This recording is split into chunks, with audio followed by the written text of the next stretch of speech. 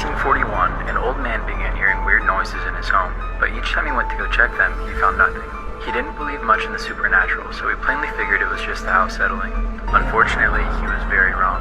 The strange incidents continued for 5 weeks until the old man, Philip Peters, found something standing at his fridge. It appeared to be an abnormally slender, tall man, and Peters panicked, swinging his cane at it. However, the intruder swung back, knocking him to the ground.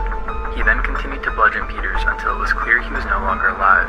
Peters' body was discovered later that day, but the police found no signs of forced entry and even noted that all the windows and doors were still locked. They did find a small trapdoor in the ceiling of a closet, but determined that it was physically impossible for anyone to enter it. Therefore, they never checked inside.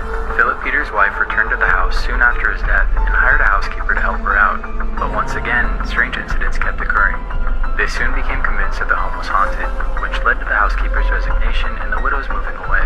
But even after the house was vacated, the neighbors still noticed apparitions in the windows and lights flickering on in the middle of the night, but whenever they knocked, nobody would answer. After receiving so many calls about this house, the Denver police decided to station 2 officers outside to keep an eye on it. And late one night, they finally spotted the figure themselves.